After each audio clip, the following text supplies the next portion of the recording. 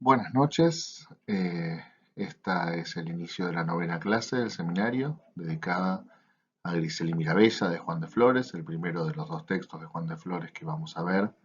El siguiente es Grima Tiradiza, que verán en 2 semanas con el profesor Funes. Este es así el último video que grabo y la última clase de contenidos que grabo para el seminario. En una semana nos veremos bueno, para charlar comentarios, preguntas, impresiones sobre las clases pasadas. He decidido dividir esta clase en dos partes para hacer los videos de tamaño más amable y asequible. La primera parte, que supongo resultará más breve que la segunda, se dedicará a los preliminares, un poco al estudio del autor, de los testimonios del texto y de la estructura de la obra. Y la segunda se dedicará al análisis del texto propiamente dicho y a las conclusiones. Antes de iniciar, me gustaría reparar en dos cuestiones de tipo general que sobre todo sirven para anclar esta clase y a Grisel Mirabella en lo que venimos viendo, es decir, en los problemas generales de la ficción sentimental y en lo que hemos visto sobre el ciervo libre de amor y sobre la sátira de Infelice Felice Vida. Lo primero es un elemento muy interesante de este texto, que es que, al menos dentro de la ficción sentimental propia del siglo XV, estamos acá encontrándonos frente al lugar de todas las excepciones.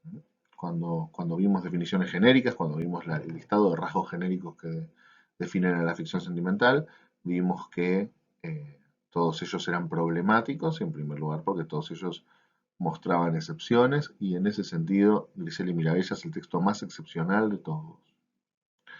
Es uno de los poquísimos textos de la ficción sentimental en que el amor es correspondido, y no solamente correspondido, sino que además se consuma, hay relación sexual entre los enamorados, pero además estamos hablando de un texto en el que la lírica no está inserta, no tiene poemas insertados, pero además no cumple ninguna función evidente, digamos, no cumple ninguna función clara, ni forma parte de la estructura. Estamos frente a un texto del que claramente no se puede decir, como he dicho de otros, que es un poema amplificado en prosa, claramente no es el caso.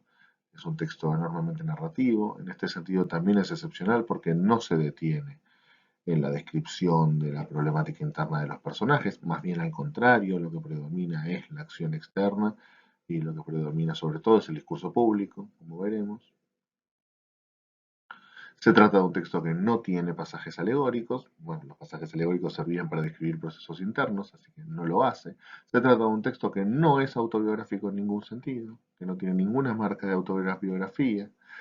En fin, es, es un texto que tiene cartas, pero muy poquitas y marginales, en una parte final. En fin, estamos frente a un texto absolutamente excepcional en torno a todos los rasgos genéricos, sobre todo en relación con los rasgos genéricos más concretos, más que hacen a la presencia de elementos tangibles y comprobables, ¿no?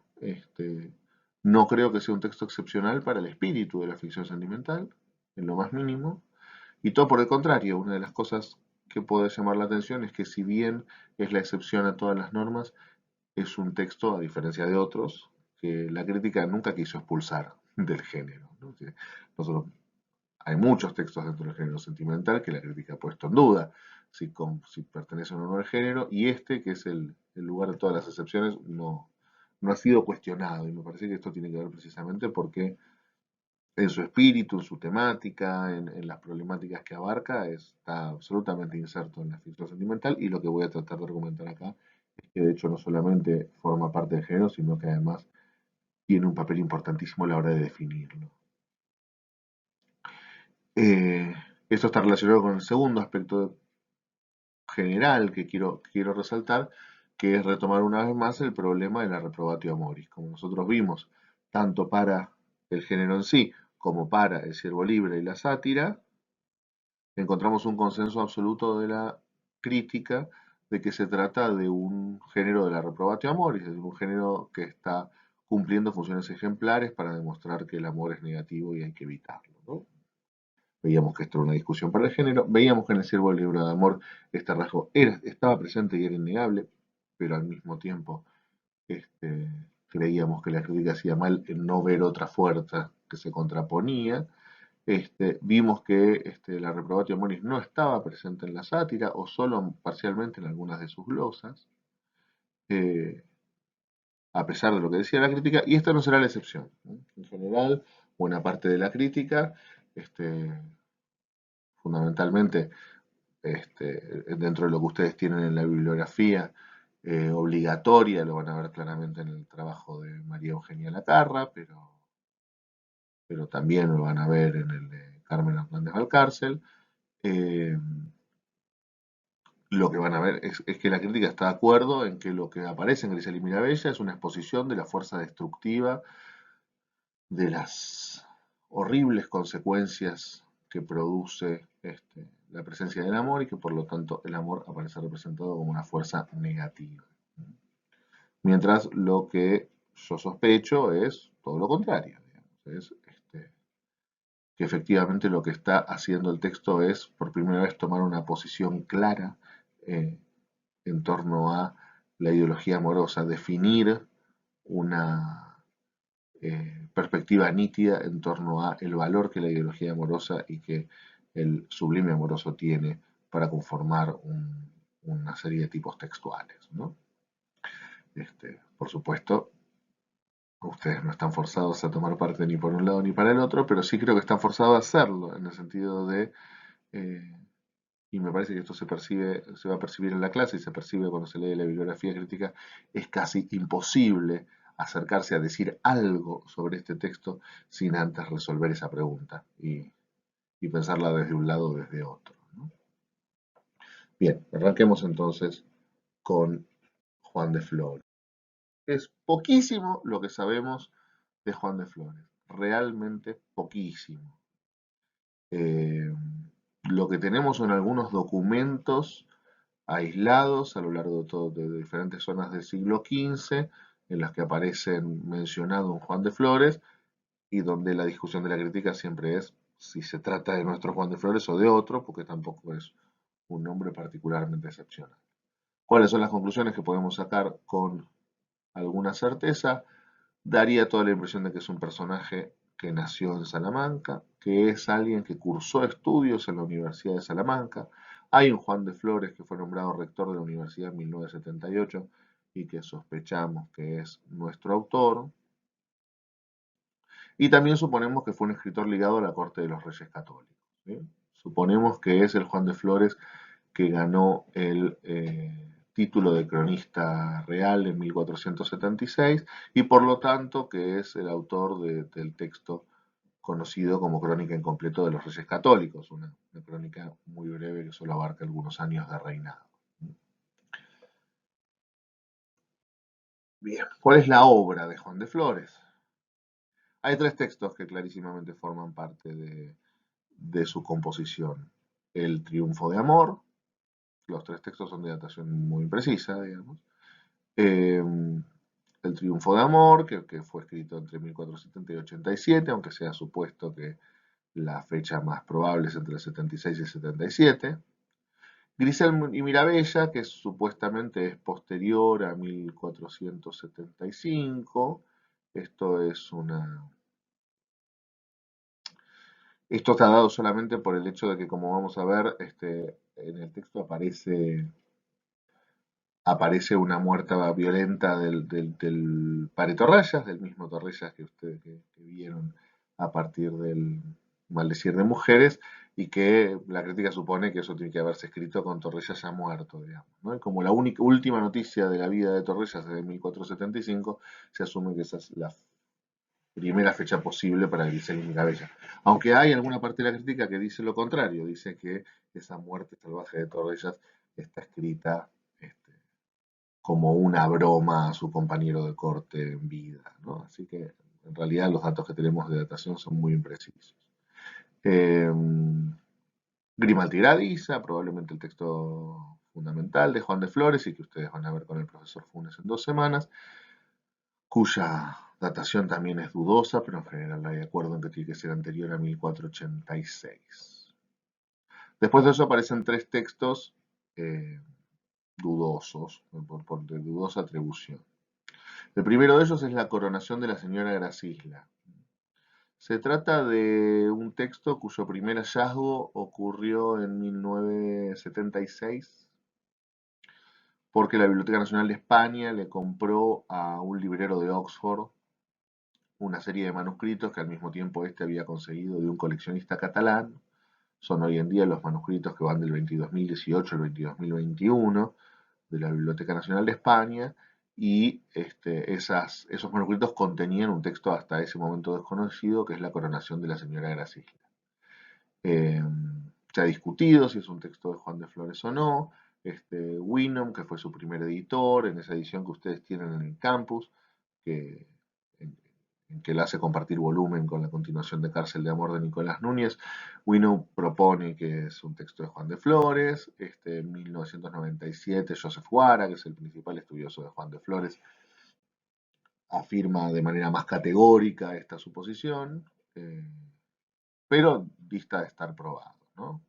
Uno de los argumentos fundamentales para pensar que esto puede ser de esta manera es que en esos 4 manuscritos que compró la Biblioteca Nacional de España en 1976 hay una presencia muy fuerte de trabajos de Juan de Flores, y eso puede ser un motivo para pensar que estaba compilado ahí por esa razón, ¿no? En esos mismos manuscritos hay unas cartas entre Tristán y Iseo. eh, Son unas cartas que tienen vínculo con unas que aparecen adentro eh, del impreso del Tristán, de la historia de Tristán, que se conserva de 1501, y que por las mismas razones y por algunas cuestiones de espíritu, de retórica y de análisis textual, hay quien supone que esas cartas también deben ser de la pluma de Juan de Flores, ¿no? Y está la crónica incompleta de los Reyes Católicos, de atribución dudosa, que es la que mencionaba antes. No hay obra poética de Juan de Flores. Nosotros venimos viendo la importantísima trabazón que la ficción sentimental tiene con la lírica. Vimos a Juan Rodríguez del Padrón como un autor importante para la lírica cortesana del siglo XV. Vimos a don Pedro de Portugal, no como un autor importante de la lírica del XV, pero sí como un poeta, como alguien que se dedicó y que aparece en la poesía de Cancionero. Y vimos también a Diego de San Pedro, que lo verán más adelante como autor de la ficción sentimental cuando vean Cárcel de Amor, pero donde también la redacción de la ficción sentimental y de poemas de corte está unida. No es el caso de Juan de Flores, no conservamos poemas de Juan de Flores, y todo parece indicar que no fue eh, que no fue autor de poesía. De hecho, cuando vean Grimaldi y Gradiza, esto lo verán en más detalle con el profesor Funes, Grimaldi y Gradiza es un texto en el que la lírica cumple una función importantísima y que tiene muchísimos poemas insertos, pero que el autor de los dos poemas no es el mismo Juan de Flores, sino que aparece declarado como Alonso de Córdoba. Esta ausencia de obra poética me parece que es importante tenerla en cuenta, porque me parece que una de las cosas que podemos empezar a pensar como clave para entender las particularidades que vamos a ver de este texto y de Grimaldi y Gradiza es que es un autor que enfoca la ficción sentimental con una perspectiva relativamente autónoma de la lógica cortesana y de la lógica de la lírica, ¿no? Y que a partir de ahí es que va a encarar de forma diversa a lo que era tradicional algunos de sus problemas. De hecho, es probable que en la conformación de su texto pese más la tradición universitaria que hereda, si efectivamente, como sospechamos, cursó estudios en Salamanca, una tradición universitaria que resulta en principio más relevante que la tradición lírica para construir sus textos, ¿no? Bien. Grisel y Mirabella, vamos a hacer un rápido repaso por los testimonios conservados. Tenemos en principio 3 manuscritos, de los cuales les doy una plana de muestra gratis, que es en todos casos la plana que ofrece la edición de Chicarello de Biasi, que está en el campus, ¿eh? No, yo no he tenido acceso a los manuscritos, así que tengo todo lo que muestro lo saco de ahí, ¿eh? Primero de ellos está la Biblioteca Apostólica Vaticana, con signatura de 1966, que es fragmentario y sería del último cuarto del siglo XV. El segundo manuscrito es el de la Biblioteca Colombina de Sevilla, que tienen ahí a la vista, tiene signatura 5320 y sería aproximadamente de hacia 1500, puede ser 10 años anterior o posterior, y también es fragmentario. El único manuscrito completo es el que conserva en Milán, en la Biblioteca Tribulciana, con signatura 940, y que es de la primera mitad del siglo XVI y que ahí tienen en pantalla. Esos son los 3 manuscritos conservados del texto. Pero además de esos 3 manuscritos, conservamos un importante número de impresos. Ahí tenemos la lista. El que tienen en pantalla es el primero de ellos, que suponemos que fue impreso en Lérida hacia 1495, pero esto es una suposición porque no tiene ni portada ni colofón de copia. Es un incunable, digamos, muy temprano, de mucho valor. Y después tenemos las ediciones de Sevilla 1524, Toledo 1526, nuevamente Sevilla 1529, Cuenca 1561 y Burgos 1562. La cantidad de impresos que se conservan, de ediciones impresas que se conservan, da cuenta de un éxito muy importante del texto. Se trata de un texto de una enorme difusión a lo largo de todo el siglo XVI, contrariamente a lo que pasa con Grimaldi y Gradisa, del cual no se conserva. No solamente tenemos estos 6 impresos, sino que tenemos traducciones a 5 idiomas distintos: inglés, francés, italiano, alemán y polaco, y muchos de ellos en ediciones bilingües, trilingües y cuatrilingües. Es decir, estamos frente a uno de los textos más exitosos de la ficción sentimental, sobre todo a lo largo del siglo XVI.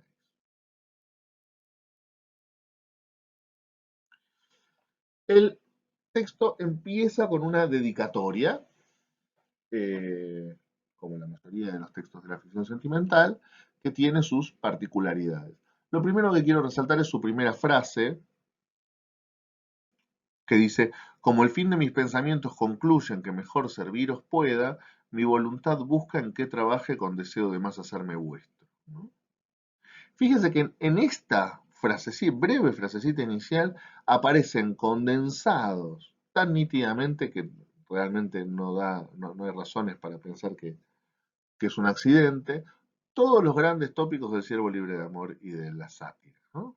Es decir, el, la presencia del pensamiento, este, de lo que pasa dentro de la cabeza del enamorado, la idea del servicio, la idea de este, estar atado a la dama a partir del ser vuestro, digamos, ¿no? De ofrecer de alguna modo, una alienación de la voluntad, pero la voluntad también aparece como un término fundamental a poner en cuestión, y el deseo, ¿no? Es decir, me parece que lo que vemos en esta frase es la recuperación de todos los tópicos que entraban en tensión en los 2 textos que vimos hasta ahora, ¿no?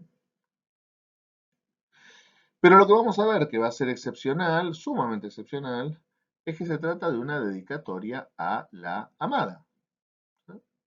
Porque lo que resulta llamativo es que, por más, contrariamente a lo que ocurre con la lírica, donde hemos visto muchas veces que hay una condición para la escritura de buenos poemas, que se están enamorados, no hemos visto esto en la ficción sentimental.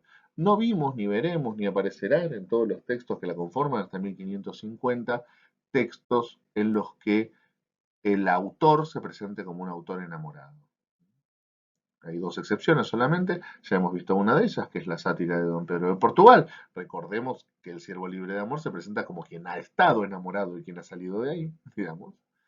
Así que quien escribe desde los amores solo aparecía en Don Pedro. De hecho, también vimos que era conflictivo porque el lugar de enunciación de las glosas y del prólogo no parecía ser el mismo lugar de enamorado que aparecía en el texto, así que ahí era complicado. Pero además el texto de Don Pedro estaba dedicado a su hermana, no estaba dedicado a su dama. Entonces, en este sentido también es absolutamente excepcional el texto de Flores, en presentarse como una dedicatoria a la amada. El único autor que lo hizo a lo largo de toda la historia es el último de ellos, que es Lucena, ¿no? En Lucena también aparecía esta, esta dedicatoria a la dama del autor enamorado, ¿no? Y esta dedicatoria a la amada permite configurar el lugar del texto en dos sentidos que son muy relevantes para nosotros. En primer lugar, poner al autor como enamorado, y en segundo lugar es presentar el texto como un servicio de amores. Lo que va a hacer Juan de Flores es presentar el texto que nos acompaña como parte de un servicio de amores, es decir, cosas que hace para satisfacer a su dama, para entregarse a su dama, para actuar en favor de su dama y en su servicio, ¿no? Esto definitivamente marca una pauta de cuál es el lugar del texto, es decir, me parece que ya este, da, un, da una impresión sobre el amor, da un lugar sobre los amores, presenta una posición sobre el valor de amores que condiciona la lectura del texto y que a nosotros nos va a importar en ese sentido, pero además muestra una particularidad, que es el texto está dotado de todos los tópicos de la captatio benevolentia del texto que no, del autor que no quiere escribir el texto, ¿no? Este, que lo hace forzado. Leo un pasaje. No curé de buscar aquella tan grande habla como para tal caso convenía. Y si Helio no es tal que de oír sea, vos, señora, merecéis la pena de mi culpa, pues está clara que sin vuestro esfuerzo yo no osara atreverme a tan loco ensayo. Y si por ventura, lo que no creo, de bien habrá algo en Helio, a vos se den las gracias, pues yo por la comunicación de vuestra causa me he trabajado por hacer alguna parte de las obras de vuestra discreción. El tópico de yo no quería escribir esto, lo hago por vos, y entonces como lo hago por vos, vos sos responsable de, ¿no? Este, vos sos responsable de él. Pero a diferencia de muchas otras veces que aparece este tópico, y ustedes lo van a ver en otros textos de la ficción sentimental, no se trata de un pedido. La dama nunca le pidió que escribiera el texto. Es un acto estrictamente voluntario, el del autor, de escribir el texto como servicio de amores, pero como aún así, la fuerza, el impulso de esa voluntad está en el servicio de amores, es responsabilidad de la dama. Cosa que es por lo menos curiosa, ¿no? Otra cosa que vamos a ver y que resalta, bueno, una de las principales estudiosas del Grisel y Mirabella es una crítica mexicana llamada Lilian von der Moeno, tiene numerosos artículos y un libro sobre el texto que se llama Amor e Ilegalidad, eh, y que de hecho es una de las poquísimas defensoras junto con nosotros de la idea de la ficción sentimental y de Graciela Mirabella como una exaltación del sentimiento amoroso, ¿no? Y Línea Mondralde va a destacar el hecho de que aparece en este prólogo una posición nítidamente inscripta en, en la ideología profemenina que hemos visto tan nítidamente para el siglo XV, para la ficción sentimental, pero en esa colocar a la dama por encima, como más meritoria, como más autorizada que el autor, en esa intención del autor de ponerse por abajo de su dama, se expone esa posición profemenina típica del siglo XV, pero lo que va a decir, y vamos a ver nosotros muchas razones para analizar esto, es que en este caso esa posición profemenina que aparece en el prólogo contrasta con lo que ocurre en el resto del texto, ¿no? Eh, Este autor enamorado va a ser la última participación del autor como personaje, como acción, como, como involucramiento en el texto, ¿no? De ahí en adelante lo único que vamos a encontrar es la palabra, el encabezado dice el autor, sencillamente para todos los pasajes narrados por el autor omnisciente, por el narrador omnisciente, y no va a tener este texto ninguna marca autobiográfica como tienen normalmente otros textos de la ficción sentimental, ¿no? La otra cosa que aparece de manera muy llamativa en este pasaje que estamos viendo es la, este, el tópico de la corteza y el meollo, tópico que hemos visto largamente, tópico que era muy importante ya para la literatura ejemplar en el siglo XIV, digamos, ¿no? La idea de que no se juzgue el texto por la rudeza, por lo desprolijo, por lo este, poco agradable de su forma, sino que se juzgue por el valor de su contenido. Pero lo que aparece acá es ese tópico de la corteza y el meollo eh, repartido en responsabilidades, digamos, ¿no? Es decir, este, la culpa de esa corteza eh, poco meritoria es una culpa propia, pero que debe achacarse a la dama, mientras las virtudes del meollo en cuestión deben agradecerse enteramente a la dama, que es su autora involuntaria, ¿no? Bien.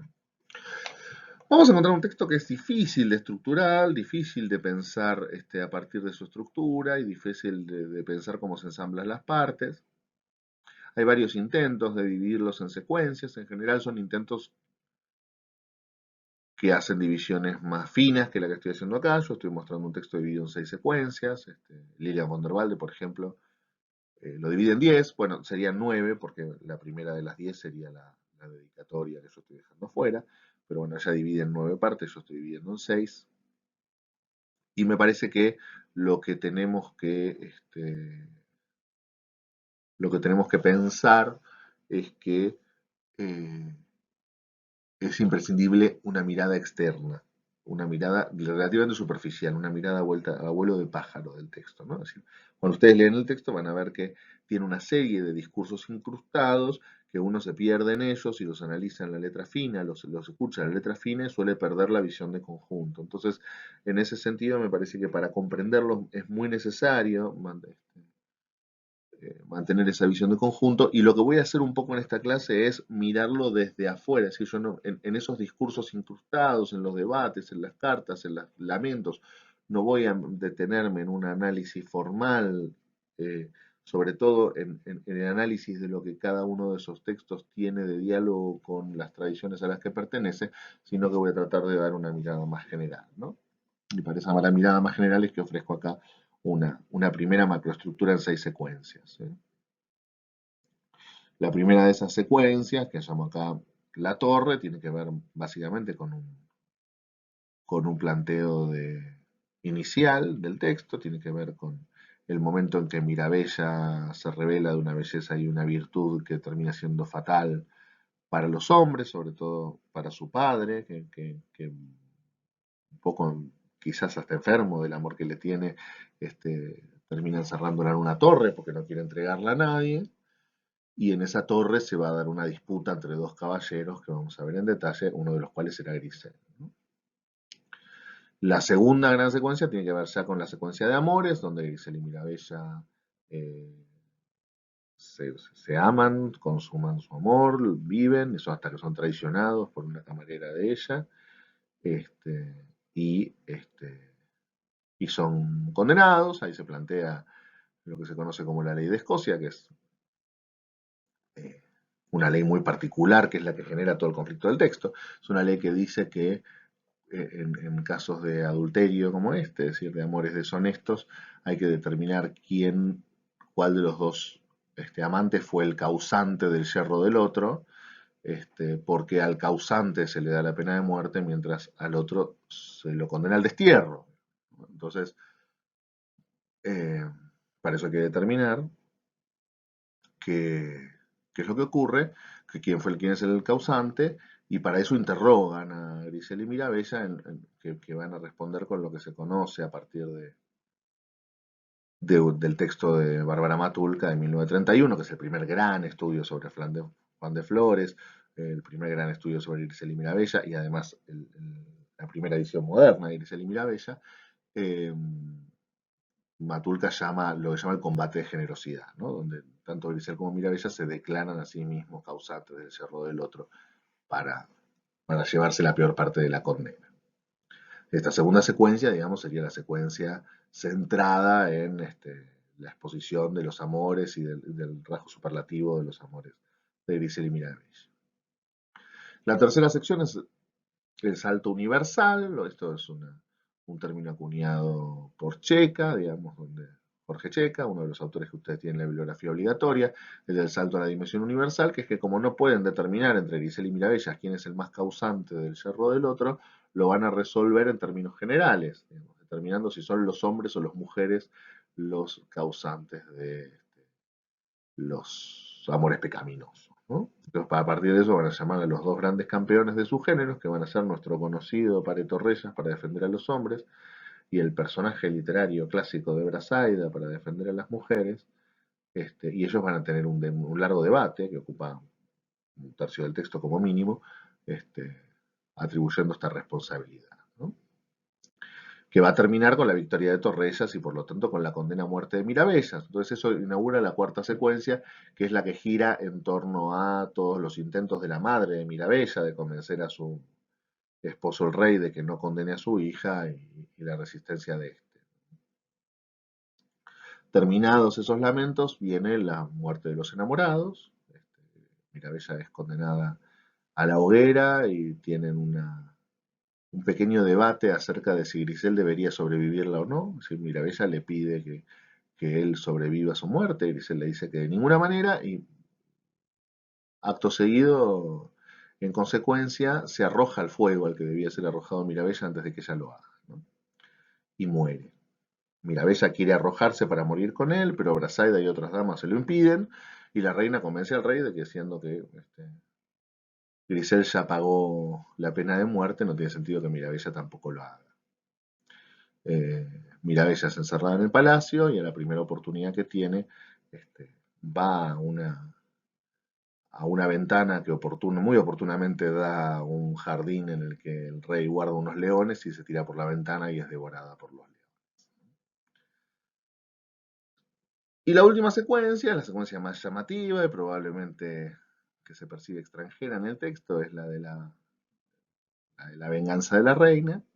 Este, la, la reina queda muy enemistada con Torrellas, acusa a Torrellas de la muerte de su hija, difícil ver por qué no acusa a su propio esposo, y resulta que Torrellas, de golpe y porrazo, se enamora de Brasaida y le envía una carta requiriéndola de amores. Brasaida le muestra la carta a la reina automáticamente y juntas planean una venganza, ¿no? Entonces Brasaida le responde afirmativamente a Torrellas, se encuentran, cuando se encuentran Torrellas le declara sus amores y Brasaida le responde muy airadamente que de ninguna manera va a corresponderlo, sino que todo lo contrario, que es la oportunidad de la venganza. Y lo que sigue ahí es una orgía de venganza y de crueldad y de tortura salvaje eh, de parte de la reina Brasaida y de las otras damas de la corte, muy desconcertante que ya analizaremos en su momento. Bueno, y esas son las 6 secuencias que componen el texto.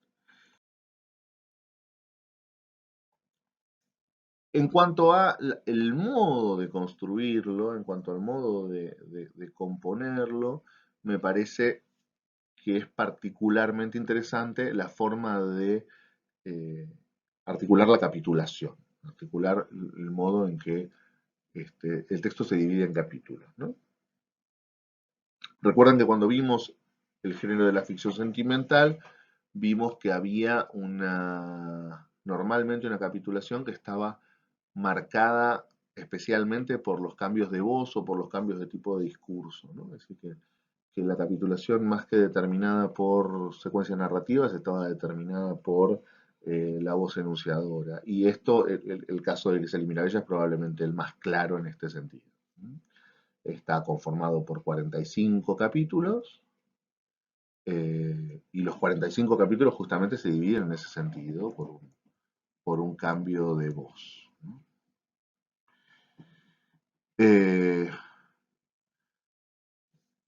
lo que se nos presenta entonces, esto es a un narrador como articulador de discursos, ¿sí? Es decir, lo que vemos principalmente es un narrador cuya función principal va a ser narrar la acción, ¿sí? Vamos a detenernos en esto, pero cuya función central va a ser la de repartir la voz, la de anunciar quién termina de hablar, qué resultado tiene lo que dijo y otorgar la palabra al nuevo hablante. ¿Sí? Esto se va a ver muy particularmente en algunos capítulos enormemente breves en las que el narrador se limita a esto, se limita eh, a este cambio de palabra, ¿no? Como por ejemplo los capítulos 14, 25, 28, 30 y 32, ¿no? Esto nos revela a un narrador, digamos, estos capítulos y esta función nos revela a un narrador que, que hila, digamos, que es el encargado de surcir, de hilar, de unir las diferentes partes de un patchwork, ¿no? Y esto creo que lo hablábamos cuando hablábamos del género. El género tiene una tendencia a construirse como patchwork. Patchwork es el nombre que se da en inglés a esas colchas típicamente de abuela, que son pedazos de tejido que se unen entre sí para conformar una tela grande, ¿no? Entonces, lo que uno tiene son una serie de motivos aislados, unitarios, con una lógica que les propia, y la construcción de un tejido más grande, la construcción de un texto a partir de la unión, del surcido que une todos esos elementos, ¿no? Esto es un rasgo de la ficción sentimental y es probablemente en Grisel y Mirabella donde se vea de manera más clara, ¿eh? Porque lo que podemos entender entonces a Grisel y Mirabella precisamente como una articulación de este sentido de una colección muy amplia de discursos incrustados, debates, lamentos, cartas amorosas, etc. Recuerdan que nosotros veíamos para la ficción sentimental que eh, se trataba de una amplificación sobre un poema, ¿no? Es decir, que nosotros lo que veíamos era un poema amplificado en prosa. Bueno, no es lo que encontramos en Grisel y Mirabella, más bien lo que encontramos es una narración plena, resumida al máximo, para dar lugar a esta articulación de discursos. Es muy llamativo, a ver, esto podría ocurrir, pero no ocurre, los discursos incrustados no hacen avanzar la acción, ¿sí? No hay ninguna intención de que la reina al lamentarse en el medio del lamento indique de manera indirecta alguna pauta para la acción. No, los discursos son discursos estáticos, son discursos que comentan o ilustran una posición dentro de lo narrado, que no hacen avanzar la acción, y la acción avanza en los pasajes atribuidos al narrador omnisciente, los capítulos encabezados por la frase dice el autor, ¿no? Es decir, si uno limpiara todos los discursos incrustados y leyera solamente los capítulos del narrador omnisciente, tendría una historia completa, no se perdería ningún dato, ningún detalle.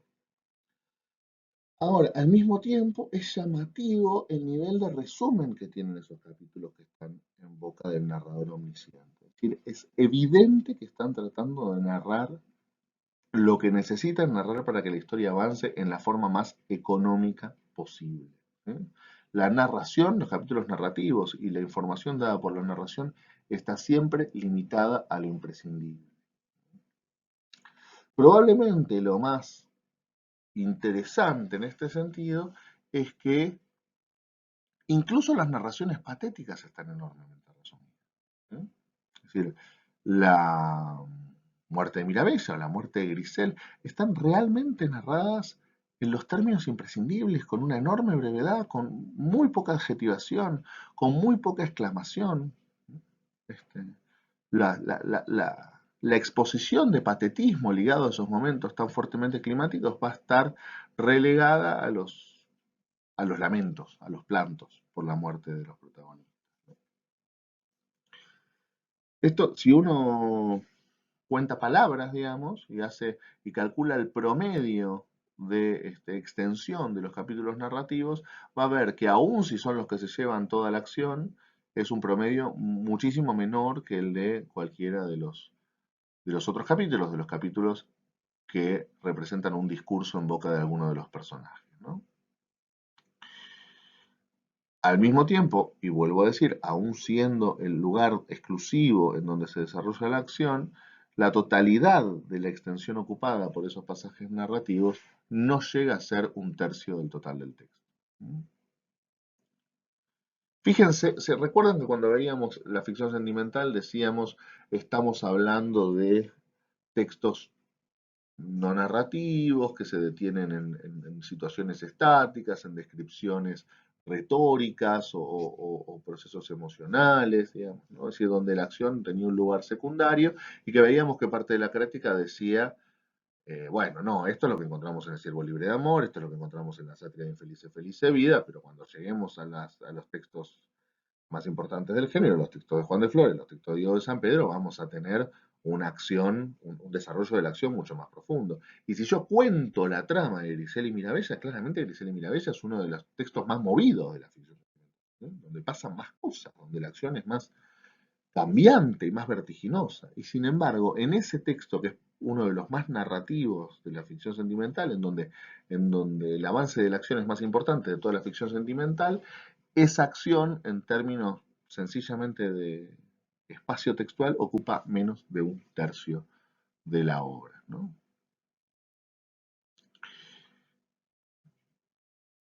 Bien.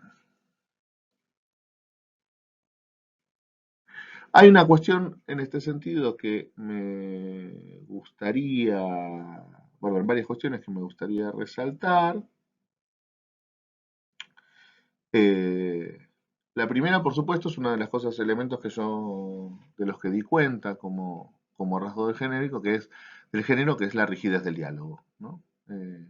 Esta articulación de cada enunciado, de cada pasaje de discurso en boca de un personaje, construyendo un capítulo aislado del resto, surcido y articulado por un narrador, destierra por completo cualquier posibilidad de diálogo ágil y fluido, y lo que tenemos son discursos rígidos, estructurados y medianamente alambicados, ¿no?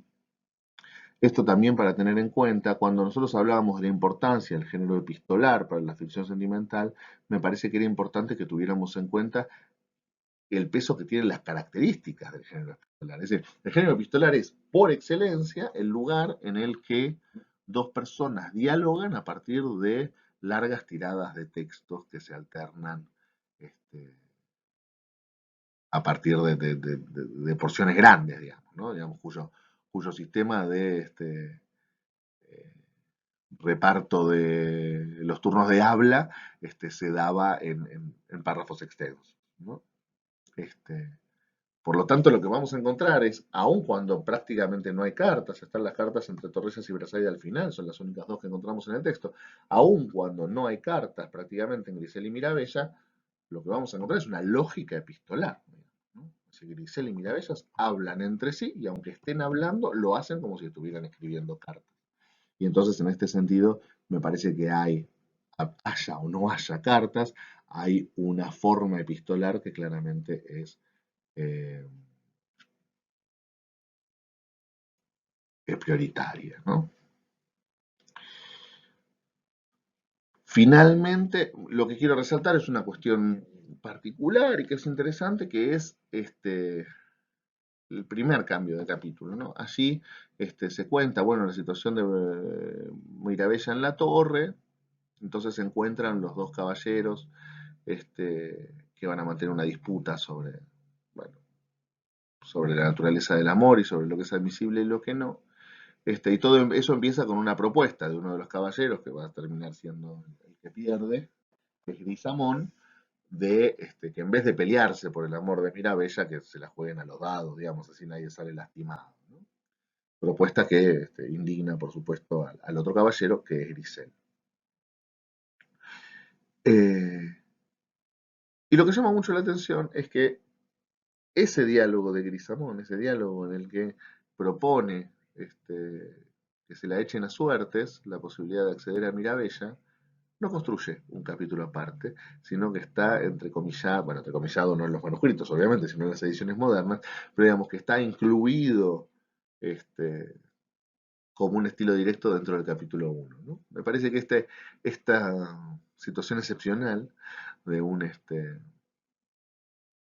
de la presencia de un discurso directo incluido en un capítulo del narrador, nos hace preguntarnos este, qué estilos directos constituyen un discurso y por lo tanto merecen un capítulo aparte como discursos aparte y cuáles no, cuáles son sencillamente considerados parte de los hechos narrables, que es de lo que se ocupan los capítulos que están en boca del autor. Bien.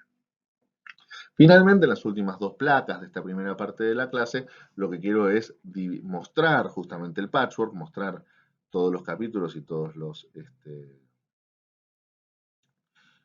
pasajes de lo que se compone y que se vea claramente cómo efectivamente lo que nos encontramos es por un texto absolutamente estructurado como una alternancia de discursos fijos, preconstruidos y reunidos, ¿no? Lo que van a ver en estas dos placas es una lista de todos los capítulos en sus diversas secuencias. Lo que está sangrado son discursos directos en boca de los personajes, lo que no está sangrado, es decir, los que empiezan más a la izquierda son capítulos en boca del narrador. Las negritas y no negritas dividen las 6 secuencias, es decir, las primeras dos líneas corresponden a la primera secuencia, las segundas dos a la perdón, las primeras dos líneas corresponden a la primera secuencia, las segundas dos a la segunda secuencia, las 5 siguientes a la tercera secuencia, etc. Y donde hay varios capítulos involucrados unidos es porque hay una alternancia de voz entre dos personajes, ¿no? Entonces, por ejemplo, primero habla el autor para dar la situación inicial y hablar del encuentro de Grisel y Grisamón, y después en los capítulos 3 a 5, Grisel y Grisamón debaten y le toca un capítulo a cada uno, ¿no? Es decir, el 3 y el 5 para Grisel, el 4 para Grisamón. Vuelve el narrador en el 6, donde cuenta, bueno, el nacimiento de Grisel, el inicio de los amores, la traición de la camarera, la prisión, la ley de Escocia, y a partir de ahí empieza el combate de generosidad, donde entre el capítulo 7 y 12 se alternan las voces Grisel y Mirabella tratando de echarse la culpa para salvar el otro, con la excepción del capítulo 10, que es el capítulo en el que el narrador nos cuenta que viendo que no conseguían sacarles la información, el rey decide torturarlos y dice que en los capítulos 11 y 12 se dice que aún bajo tortura Grisel y Mirabella deciden hablar para salvar al otro, ¿no? Capítulo 13 es donde se explica el salto a la dimensión universal, es donde se explica el llamado a Torresas y Brasaida, y el 14 es la introducción al debate. ¿Sí? El 13 y 14 es uno de los poquísimos veces en que hay dos capítulos seguidos, o poquísimas o la única, debería. Ahora no estoy seguro, creo que la única en que hay dos capítulos seguidos que ambos están narrados por el narrador omnisciente. ¿No? Del 15 al 22, Torresas y Brasaida alternan el diálogo, y el 23 nos da el fallo a favor de Torresas y por la muerte de Brasaida. En el 24, Brasaida retoma la palabra para apelar. Y en el 25 el narrador nos cuenta que las damas deciden suplicar por la vida de Mirabella y a partir de ahí el 26 y el 27 hablan la reina y el rey para defender cada uno su postura. Y etcétera, digamos, ¿no? No voy a seguir deteniéndome en este sentido, pero lo que quiero ver es que se vea claramente esta estructura, ¿sí? Es decir, habla el narrador para presentar un orador y el capítulo siguiente habla un orador y si los oradores son dos hay una serie de capítulos que se reparten entre ellos. Acá están las últimas dos secuencias en donde se puede ver el mismo mecanismo estructural, ¿no? Exactamente el mismo.